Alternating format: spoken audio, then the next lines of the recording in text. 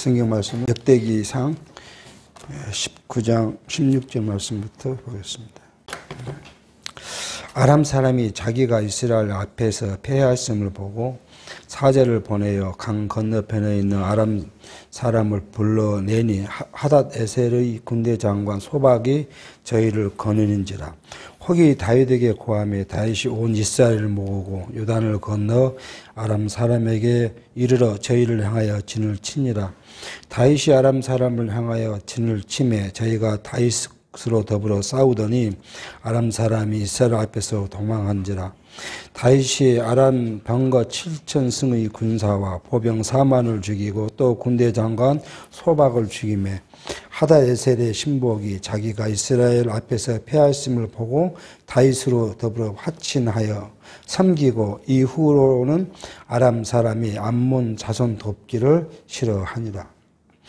우리는 지금 하나님께서 다윗의 나라를 견고히 세워가는 과정을 좀 살펴가고 있습니다. 지난 시간 우리는 이미 이제 19장을 통해서 암몬이라는 나라를 진멸하는 과정을 살피시는데 하나님께서는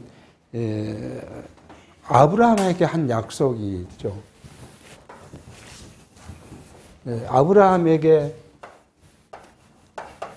그 땅의 지경을 이제 브엘사바에서 예굽강, 브엘사바 밑에 있는 예굽강부터 시작해서 유브라데스강 하구까지를 주시겠다고 이미 약속을 한 그 약속대로 다윗의 나라를 그 영토를 확장시켜 가는데 암몬 왕과의 관계 때문에 다윗이 그 나라를 점령하지 못하고 있는 그 상황에서 아버지가 죽고 아들이 이제 다윗과의 관계가 소원해짐으로 결국 그 나라를 빼앗도록 했고 그 이제 암몬이 다윗과의 관계에서 이제 다윗이 미움을 산 줄 알고 아람 사람들을 돈 내어서 이제 병사를 불러오게 했고 그래서 싸웠는데 결국은 다 이제 망했다, 졌다. 지금 그 이야기를 하고 있습니다. 그래서 오늘은 이제 암몬 말고 아람까지 다 이제 진멸했고 아람 하다에셀 신복이 자기들이 패한 줄 알고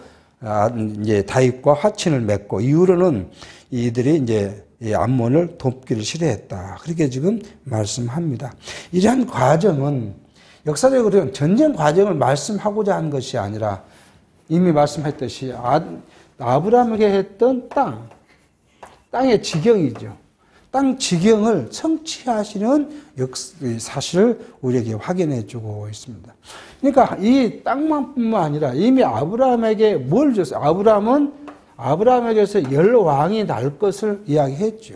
그리고 야곱이 유다에게 이 왕이 치리자가 날 것인데 이 치리자가 신라가 올 때까지 끊지 않을 것이라고 이야기를 하신 대로 결국은 다윗이 왕이 된 것이죠. 유다의 자손 다윗이 왕이 됐고 이 다윗의 나라가 지금 견고히 세워져 가는데 이미 지난 시간에도 여러 번 우리가 살폈던 내용처럼 에스라가 400 BC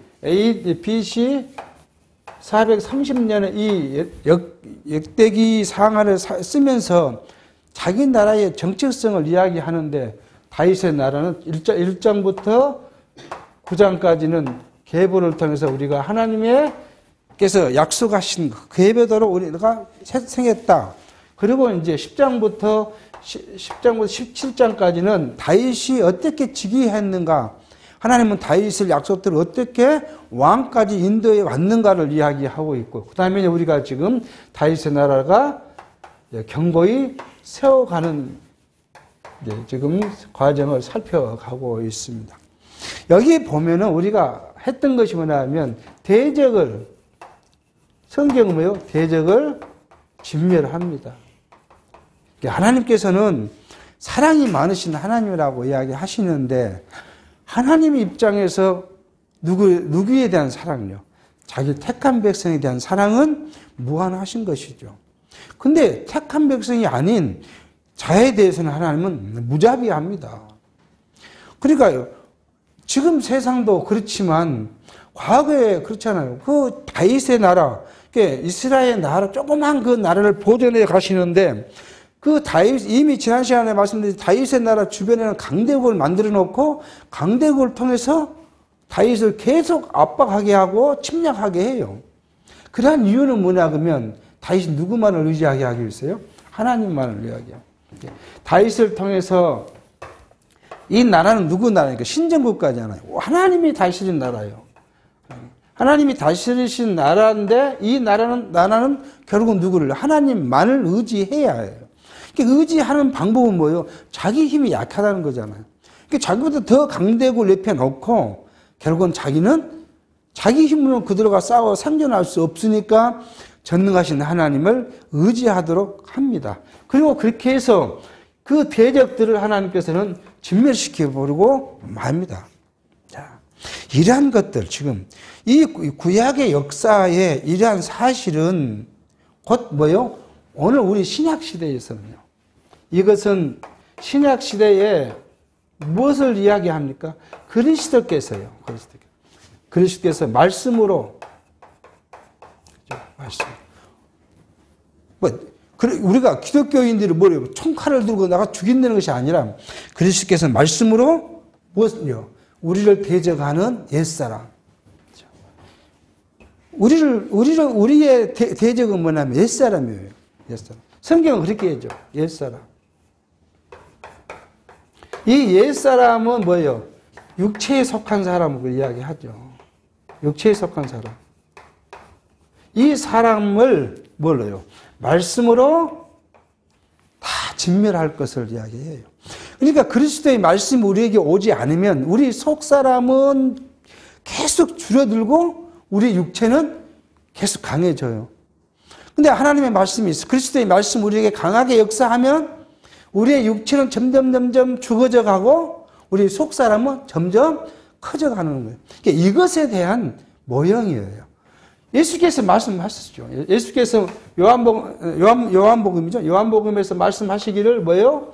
이 앞에 모든 것이 뭐라고요? 자기에 대해서 증거한 것이라고 해요. 그러니까 구약 역사 모두는 뭐예요? 그리스도가 오셔서 하실 일에 대한 모형적인 것인데 여기는 육체로 했다면 여기서는 뭐예요? 이제 신령한 것으로 우리에게 하실 것이라는 거예요. 그러니까 신령한 우리 속사람을 하나님께서는 그리스도의 말씀으로 그리스도께서 그 말씀으로 옛사람 복종시켜 가게 하시는 그게 이제 이야기하시는 이것을 우리는 신학적 용어로는 뭐라고 해요? 성화라 그래요. 이걸 성화.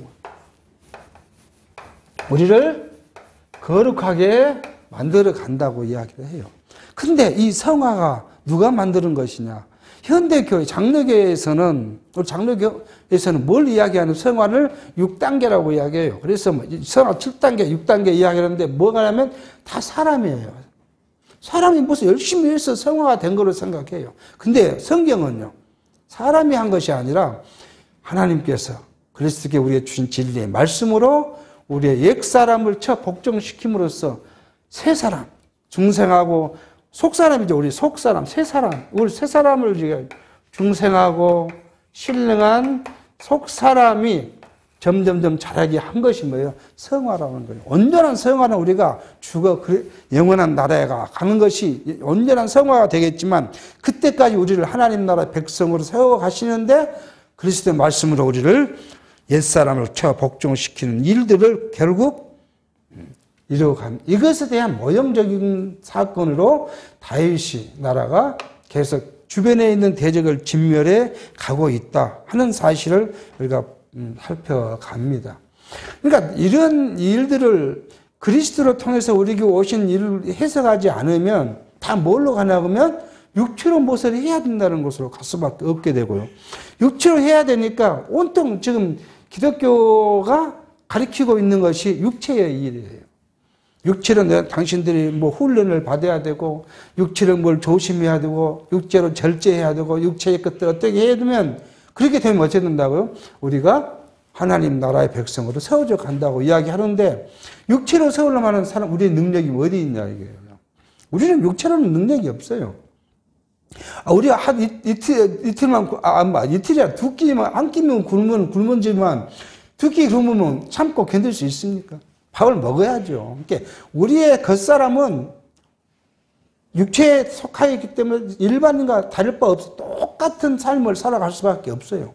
그렇지만 우리 성령께서 그리스도의 말씀과 진리로 우리에게 비춰주시면 우리 속사람이 점점점 자라게 되고 육체의 것들을 벗게 되는데 그것이 뭐예요? 이제 육체의 소욕과 무엇과 싸워요? 성령의 소욕이 둘이 싸우는 거죠. 그래서 우리의 대적은 어디에 있어요? 우리의 싸움의 대상은 옆 사람과 싸움이 아니에요. 우리의 지체와의 싸움이 아니라 자기 자신과예요. 자신과의 싸움이 우리의 싸움의 대상이에요. 그러니까 육체의 소욕과 성령의 소욕의 싸움이 바로 우리의 싸움이에요. 이게 무슨 싸움이에요? 이게 진리 싸움이에요. 진리 싸움. 근데 이 싸움을 갖다 세상 것으로 만들어버리면 세상 것으로 싸워야 되잖아요. 그게 자유주의 신학자들이 있어요. 그래서 이게 그 남미의 자유주의, 천주교의 자유주의 그 신부들이 총을 든 이유가 여기에 있는 거예요. 우리가 뭘 해야 돼요? 악을 진멸하고 선에 속해야 되고요. 악을 없애고 온전한 하나님의 나라, 유토피아를 만들려면 누굴 없애야 돼요? 악을 없애야 되잖아요, 악을. 이게 악은 누구냐? 결국은 자기들을 속박하고 하는 그 갱단이라든지 뭐 마약을 파는 사람이라든지 이런 사람들이 자기 악이라고 생각하니까 그들과 싸워야 돼요. 그래서 총을 들여야 한다는 거 아니겠어요? 한국에는 총은 안 들지만 과거에 우리 민주화 운동할 때 누구였어요? 신문인들이 다 그 앞장서서 했던 이유가 뭐예요? 그거예요. 그러니까 다 육체의 일이잖아요. 근데 우리 성경은 육체를 이야기하는 게 아니라 자기 자신의 육체의 소욕과 성령의 소욕의 싸움이 이게 진리의 싸움이고 성화의 싸움이라고 성경은 이야기를 하고 있습니다. 근데 이 육체의 소욕은 너무나 강력합니다. 너무나 강력해요. 우리가 한 시간도, 한 순간도, 한 초도 하나님께서 우리를 붙잡아 주지 않으면 육체의 싸움에서 우리가 이길 수가 없어요. 왜요? 육체는 우리를 다 건드리기 시작합니다. 제일 잘 건드리는 건 뭐예요? 옆 사람과 비교잖아요. 이거 가정에서도 그러잖아요. 남편이 아내를, 아내가 남편을, 또 부모가 자식을, 자식은 부모를, 누구와요? 바로 옆 사람하고 비교를 한 거예요. 그러면 뭐가 없어져? 우리 안에요. 평강이 이루어져 버려요. 또 우리가 가졌던 사랑도 없어져 버려요. 그러니까 우리 안에 있었던 평강, 감사, 기쁨 이런 것을 뭘로요? 원망이라는 것으로 딱 흔들어 놓으면은 금방까지 우리가 웃다가든요. 단 몇 초 안에 돌변해서 뭘로 돼요? 악의 화신이 될 수밖에 없어요. 이게 우리 육체의 소욕과 성령의 싸움에 가장 힘든 싸움이 여기에 있다는 겁니다. 교회도 마찬가지고요. 교회 안에서도 마찬가지예요. 교회 일을 하는데 명분을 삼으면 뭐가 명분이에요? 육체적인 이론이 명분이잖아요. 그게 정당성인 것 같고. 그런데 성경은 그걸 이야기 안 했거든. 우리가 좀 구약을 살펴가는데 하나님께서는 모세를 통해서 율법을 줬는데 뭐라고요? 오른밤을 치면 몸밤도요? 왼밤도 내주고. 오리를 가져가면 심리를 가져주고. 겉옷을 달라면 속옷도 주고. 이게 인간적인 관점에서 보면 말이 안 되는 거잖아요. 아니, 내 갖기도 부족하고 바쁜데, 겉옷 달라니까 속옷까지 줘버리고. 오른밤을 치면 내가 맞고 하나 더 때려야 되는데, 왼밤도 내줘야 되고. 누구까지요? 원수를 사랑하고 그를 축복하라고 하니, 그게 불가능한 거예요. 세상적인 관점에서 보면 있을 수 없는 일이에요.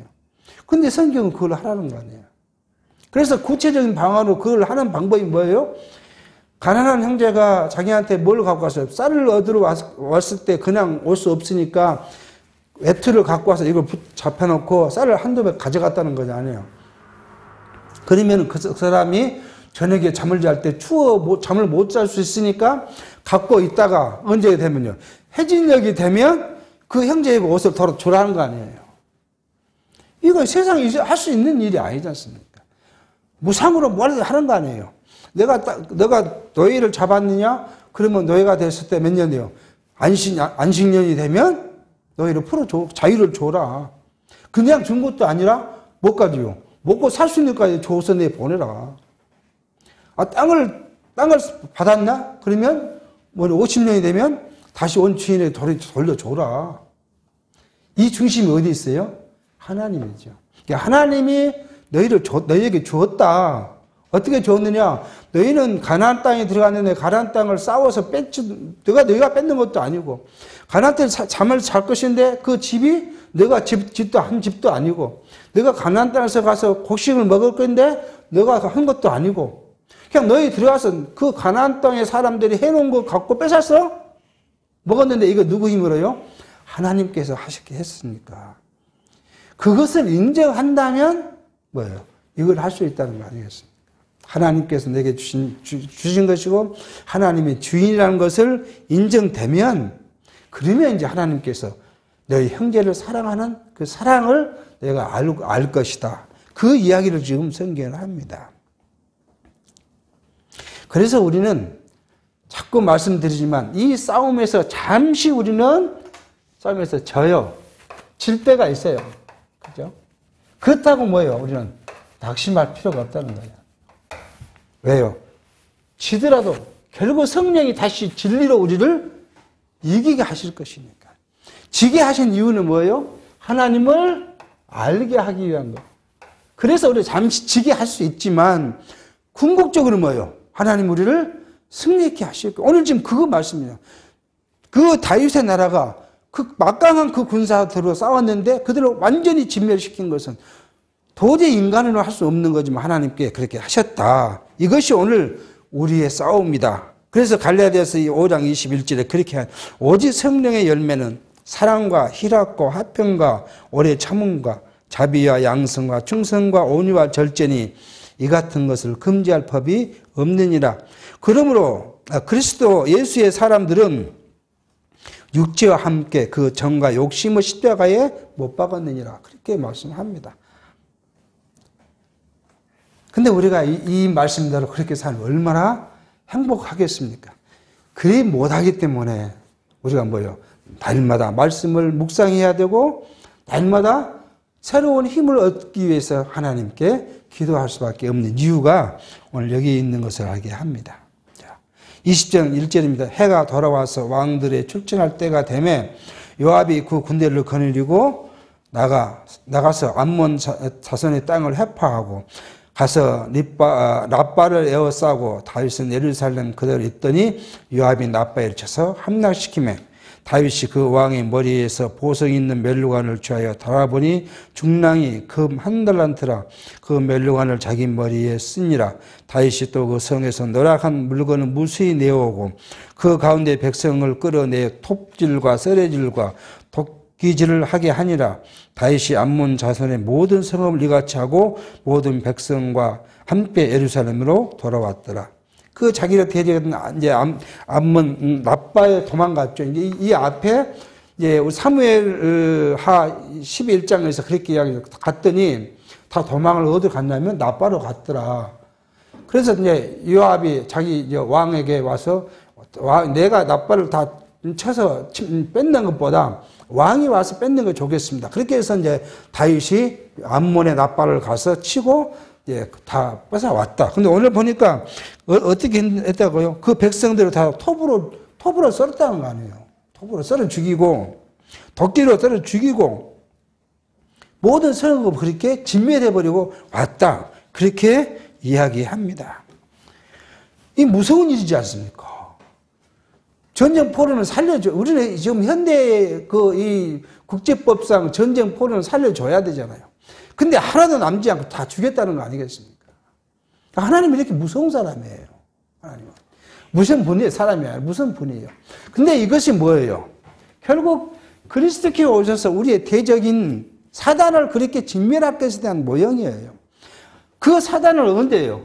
이 싸움에 사단을 진멸할 것인데 어디에서 지금 그걸 이야기합니까? 우리 살펴가는데 계시록에서 그리스도께서는 뭘 해요? 철장 권세를 가지고 사단의 권세를 완전히 깨부신다고 말씀하고 있어요. 그래서 완전히 사단의 권세를 다 부순 다음에 사단을 잡아다 어디에 넣는다고요? 잠시 넣었다가 1000년이 차고 나면 뭐예요? 7년 반 동안 내보내서 성도들을 시험하고 진짜와 가짜를 구별한 다음에 영원한 심판을 하실 것이라고 계시록에서 이야기를 하고 있어요. 그러니까 그것에 대한 모형이에요. 그러니까 철저히 우리는 죄에 대해서는 하나님께서 직면하세요. 우리의 죄를 철저히 직면하세요. 죄. 그러니까 하나님은 우리의 죄를 그냥 그대로 적당히 놔두질 않아요. 착한 백성들은 하나님의 나라, 우리가 그 이야기 하잖아요. 하나님의 나라는 뭐예요? 거룩해야 돼요. 하나님이 거룩하셔요. 그 나라가 거룩하기 때문에 하나님 나라의 백성은 거룩해야 돼요. 거룩하지 않는 백성은 하나님 나라에 존재할 수가 없어요. 그러니까 하나님께서는 이 거룩하게 만들기 위해서는 뭐예요? 죄를 완전히 진멸해요. 진멸하는데 어떻게 해요? 그리스도를 보내셔서 완전히 완전히 우리를 대신해 죽이시고 나서 그 죄를 없다. 택한 백성들 죄가 없다. 그렇게 선언해버리죠. 선언했기 때문에 우리가 뭐예요? 거룩한 백성이 돼요. 그러니까 우리가 어떻게 하나님은 그리스도가 자기의 아들이지만 하나님이시잖아요. 자기를 죽여서 육체로 오셔서 육체를 죽여서 우리의 죄값을 지불한 것. 이게 뭐냐 그러면 오늘 죄에 대해서 철저히 증멸하실 것에 대한 모형적인 거예요. 그러니까 우리 죄를 증멸할 수도 없고 우리 죄값을 갚을 수도 없잖아요. 오직 그리스도께서 우리를 대신해서 죽어주시고 갚아주셨기 때문에 우리는 이제 뭐예요? 자유인이라는 거 아니에요. 그래서 택한 백성 하나님 나라 사람들은 백성 뭐예요? 자유인이에요. 이 자유라는 의의가 뭐예요? 진리. 진리로 우리가 거룩해졌다는 것이 뭐로부터요? 율법으로부터 또는 율법이 꼭 죄니까 죄로부터 자유함을 얻었다는 거 아니겠어요? 그래서 우리가 지금은 우리가 율법에 지키지 않고 율법을 고민하지 않고 사는 거예요. 율법으로 자유함을 얻었기 때문에. 그런데 현대 제가 이제 집에 어떤 목사님이 어떤 칼럼을 보니까 뭐라고요? 11조를 안 드리려면 예배도 드리지 마라. 그렇게 해놨더라고요. 그러니까 11조를 완전히 강조해놨어요. 11조는 뭐예요? 이게 율법이잖아요. 율법. 11조를 주게 된 동기가 뭐예요? 가장 큰 것은 이 11조가 하나님 것을 인정하는 거고요. 첫 번째는요. 두 번째는요. 하나님을 섬기는 방법을 배우는 것이고요. 세 번째는요. 이것을 통해서 제사장이 먹고 과부가 먹고 고아가 먹고 나그네가 먹기 위해서 11조를 내는 거 아니에요. 그러니까 이게 11조의 목적이 11조가 뭐 특별한 능력이 있고 이것을 아니면 안 된다는 것이 아니라 11조를 통해서 뭐예요? 하나님을 아는 거예요. 하나님을 섬기는 방법을 배우는 것이고 11조를 통해서 누가요? 이게 지체 아니에요. 지체. 오늘날 말하면 그리스도의 몸된 교회의 지체의 삶을 우리가 돌아보는 거예요. 이것을 11조를 했는데 현대에서도 이 11조가 아니면 죄다. 11조를 안 내려면은 뭐예요? 예배도 드릴 필요도 없다. 하나님께 나올 때는 11조를 갖고 나와. 이렇게 강조하면 지금 성경이 말하는 근본적 원리와 영 다른 이야기를 하고 있는 것이. 그렇게 기독교 신문에 그렇게 칼럼을 썼더라고요. 얼마나 세상에 지금 어리석은 일들을 하고 있는지를 우리가 알게 합니다. 자, 그렇게 하고 이제 4절입니다. 이후에 블레셋 사람과 게셀에서 전쟁할 때 계속 얘기하는 약속을 하고 있어요. 게셀에서 전쟁할 때에 후사 사람 10부개가 장대한 자의 아들 중에 10배를 쳐 죽임에 저희가 항복했고, 이제 다시 블레셋 사람과 전쟁할 때에 야일의 아들 엘하나니 가드 사람 골리앗의 아우 나흐미를 죽였는데 이 사람의 창자루는 배틀채 같았더라.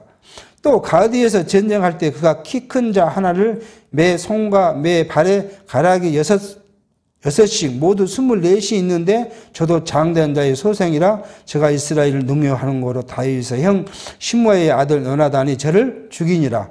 가드 장대한 자의 소생이라도 다윗의 손과 그 신복의 손에 다 죽였더라. 뭐죠? 하나님께서 지금 이렇게 경고히 세웠다. 주변의 사람들을 다 대적을 물리쳤다. 그렇게 지금 이야기하고 있습니다. 이건 지금 우리로 이야기하는 뭐예요?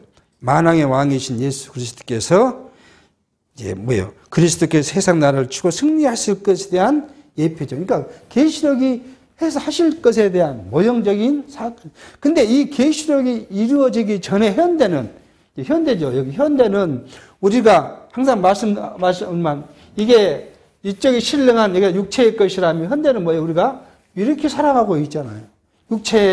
육체로 살고 신령한 건 조금 우리가 남아 있어요. 그러니까 늘 우리가 실패하는 것처럼 보여요. 우리가 항상 넘어지는 것처럼 보일 수밖에 없어요. 이것이 크고 커 보이니까. 그렇지만 우리 속 사람은 누가요? 그리스도께서 우리를 안전하게 보호하고 계세요. 비록 우리가 육체 때문에 항상 그렇게 고민하고 살지만 여러분과 저의 속 사람, 중생한 영은 그리스도가 우리를 어디까지요? 영원한 나라까지 우리를 보호하고 계실 거예요. 그러니까 낙심할 필요가 없다는 거예요. 잠시 우리가 내가 실수했어요. 실수했으면 뭐예요? 이제 그 다음에 다윗의 실수를 살필 겁니다. 실수하면요. 왜 내가 하나님이 나를 어떻게 하시는가 보자. 이걸 우리가 생각하고 기억하면 실수에 대해서도 고민할 필요가 없게 된다는 이야기를 다음 장에서 지금 이야기를 하고 있습니다. 21장에 가면 다윗이 이제 실수를 합니다. 그런데 하나님께서는 이 다윗을 왜 실수를 하냐 그거예요. 다윗이 실수하는 것도 뭐예요? 하나님은 다윗의 나라를 경고케 하기 위해요. 그러니까 실수를 통해서 다윗의 실수를 통해서 하나님은 이 나라를 경고하게 합니다. 그 말이 역설적으로 말이 안 되는 일 같지 않지만 하나님은 다윗이 왜 실수를 하냐? 실수의 이유가 뭐예요? 자기 자신을 믿는 거예요. 자신을 믿어요. 그러기 위해서 뭐예요? 군사력을 믿는 거 아니겠어요? 군사력을 믿으려니까 뭐예요? 자기 나라 칼 들고 전쟁할 수 있는 사람 몇 명이나 한번 쉬어봐라. 그러니까 하나님 이걸 괘씸히 여겼다. 근데 괘씸히 여겼다 하기 전에 뭐라고 성경은 이야기하나 그러면 이제 그 이야기 우리가 정리를 하고 말씀을 보게요. 이것을 하나님이 사단을 통해서 다윗의 마음을 격동시켜서 가만히 있는데 하나님은 다윗이 하고자 한 것이 아니라 하나님이 다윗을 격동시켰다는 거 아니에요. 사단을 가갖고.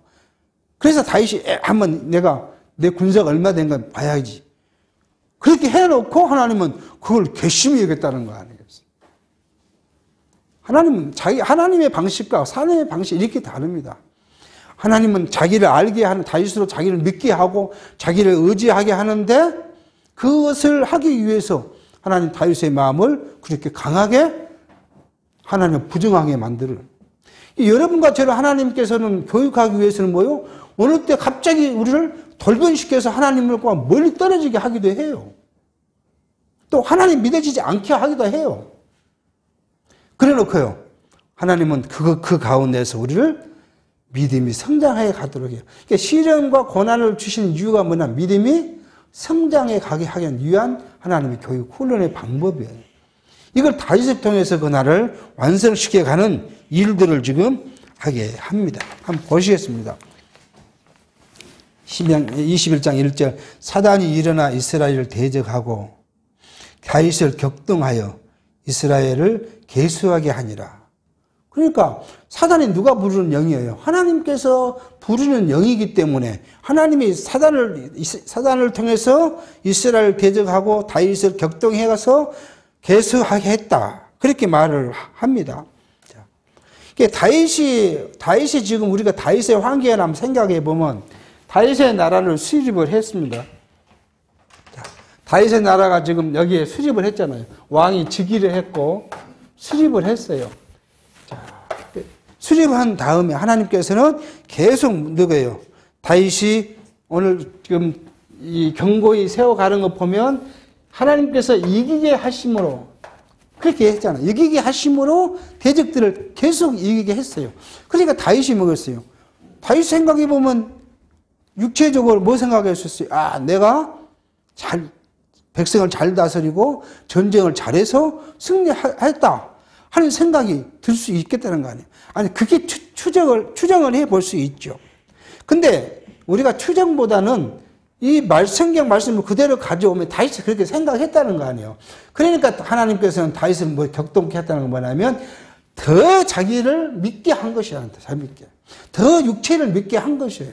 더 군사력을 믿게 해서 다윗의 그 이스라엘 나라가 얼마나 살 수 있게, 얼마나 군대가 있는가, 그것을 지금 알고자 했다 하는 것이 되겠습니다. 그래서 인구조사를 했다.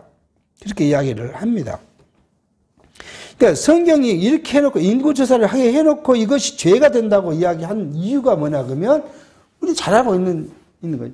그것이 뭐예요? 하나님을 의지하지 못하고 인간을, 육체를 의지하게 한 것이죠. 하나님을 의지하지 않고 육체를 의지한 것이 하나님 앞엔 죄다. 그렇게 지금 이야기를 합니다. 그렇게 지금 성경은 말씀하고 계십니다. 그러니까 하로 돌아가면 사무엘 24장은 하나님이 하셨다. 이게 다윗이 인구조사를 한 것이 하나님이 하셨다. 이렇게 이야기를 하셨고, 오늘 21장에서는 하나님이 사단을 사용해서 하셨다. 지금 오늘 그렇게 말씀을 하고 있는 것이죠. 이게 범사에 하나님을 인정하지 않는 것이 죄다. 이는 하나님의 영광을 훔치는 것이고 하나님을 무시하는 것이다. 그래서 죄다는 거 아니겠어요? 그러니까 우리가 우리의 삶 속에서 있었던 일을 내가 했다고 생각하는 것이 뭐예요? 바로 하나님 앞에서는 죄다. 그게 지금 성경을 그렇게 말씀하고 있어요. 그러면 다윗이 인구조사는 하나님을 의지하지 않고 자기 스스로의 힘을 의지하기 때문에 하나님은 이것을 죄로 여기고 괘씸히 여겨서 이제 하나님께서는 이들을 치게 하실 것이라고 지금 이야기를 하고 있습니다. 자, 근데 우리가 상황을 보면 다윗이 이 경곡회 세우기 위해서 처음에는 뭐 했어요? 국가를 정비했어요. 국가 정비. 그래서 뭐 30인의 두목, 33인의 두목, 뭐 장관들 이렇게 다 세워서 나라를 경곡케 했어요. 그런 일들이 뭐예요? 다윗으로 자기를 의지하게 하는 방법일 수도 있었을 것이고요. 그 많은 용사들이 다윗에 따라오니까 다윗은 거기에 자기가 힘이 있다고 생각하게 했을 것입니다.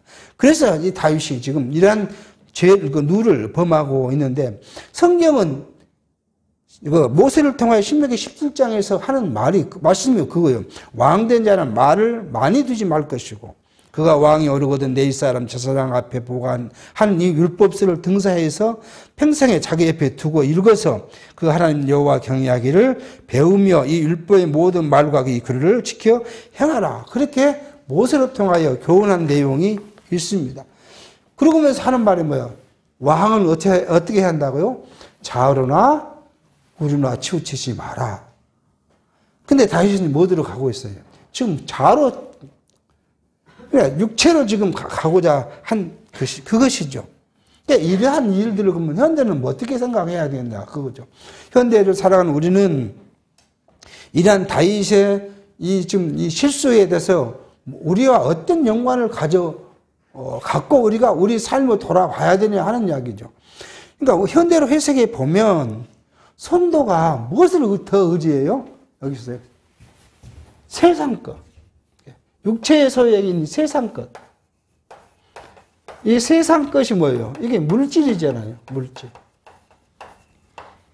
눈에 보이는 거. 이것을 더 의지한다는 거예요. 그래서 신약성경 예수님께서 뭐라고요? 하나님의 뜻대로 행한 자가 내 형제요, 자매요, 내 모친이라고 이야기를 하셨어요. 하나님 뜻대로. 그러니까 다시 말하면 예수께서는 이런 말이에요. 아버지와 아들이 전쟁을 하게 하실 것이고, 시어머니와 며느리가 싸우고 형제와 형제가 싸우게 하신다. 그건 뭐예요? 진리를 위해서 그렇게 싸움이 날 거다. 그러니까 뭐예요? 진리를 의지하지 않고 육체를 의지하는 거. 우리가 육체로 뭐 생각해 본다면 내가 물질을 더 의지한다거나, 내 건강을 더 의지한다거나, 또는 내 자녀를 더 의지한다거나, 내 남편을 의지하거나, 아내를 의지한다거나.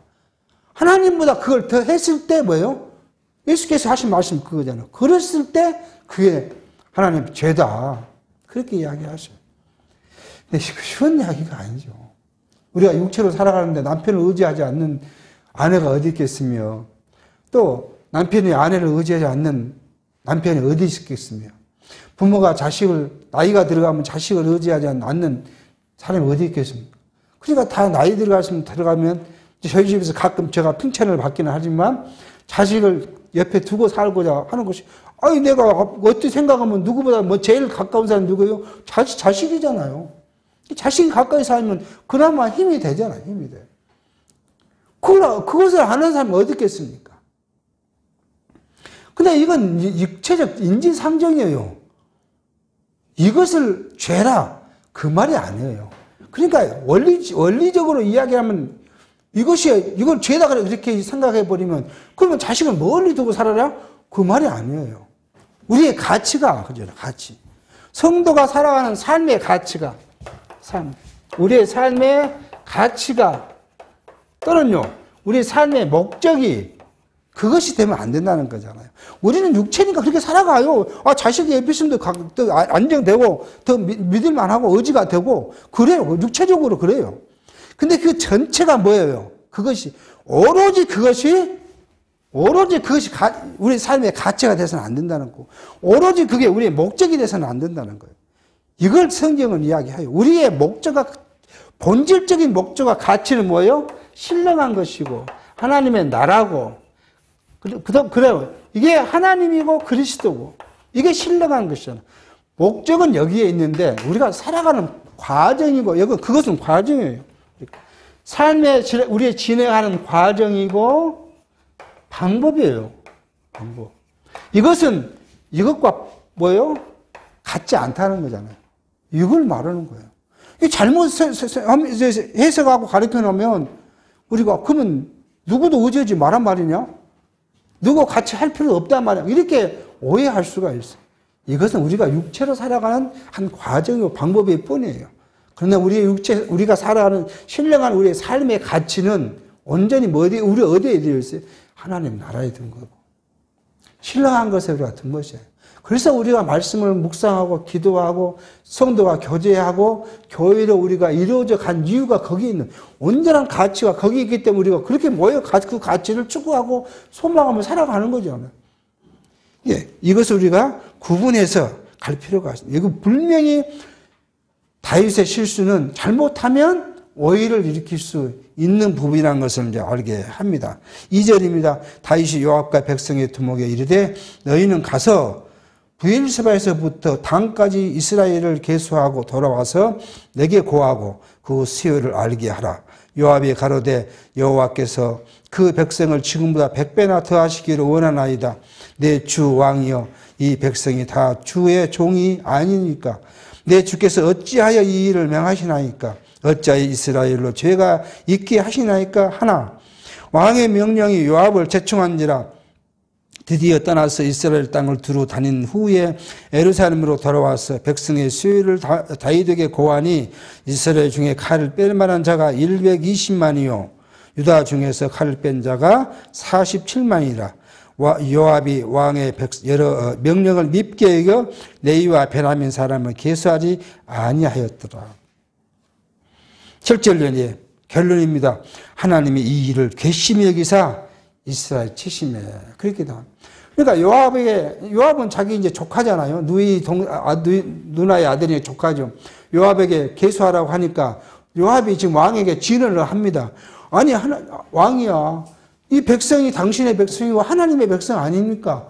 근데 왜 지금 사람을 시락합니까? 이 백성을 왜 지금 죄가 되게 요압은 지금 알고 있어요. 이것이 지금 하나님 앞에 죄가 된다는 걸 알고 있어요. 왜 죄가 되게 하려고 지금 이 일을 하십니까?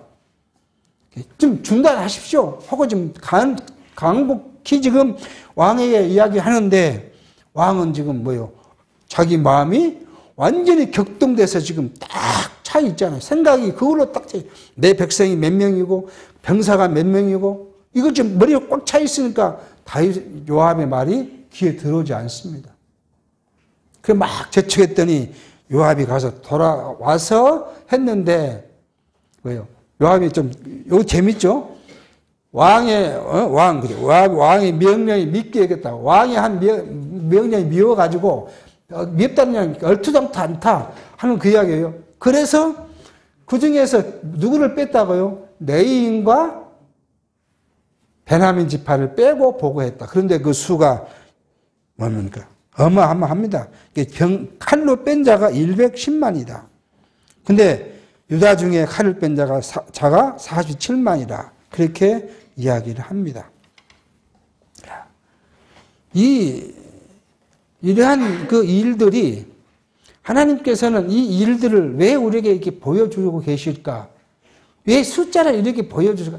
다윗을 통해서 두 가지를 알 수 있는 것이죠. 하나는 다윗의 실수를 때문에 그 나라를 경고히 세워가는 하나님이시라는 것을 보여주시지만 또 다른 의미에서는 뭐예요?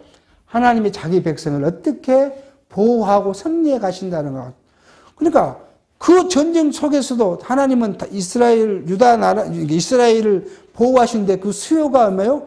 칼을 뺀 자가 110만이면 칼을 빼지 않는 전체 인구로 한다면 얼마나 되겠? 그 유다 땅이 조그만 땅이잖아요. 그 조그만 땅에 지금 110만이면 옛날에는 뭐 한 집에 뭐 10명이라 생각한다면 뭐예요? 1100만이 산다는 거 아니겠습니까? 1100만.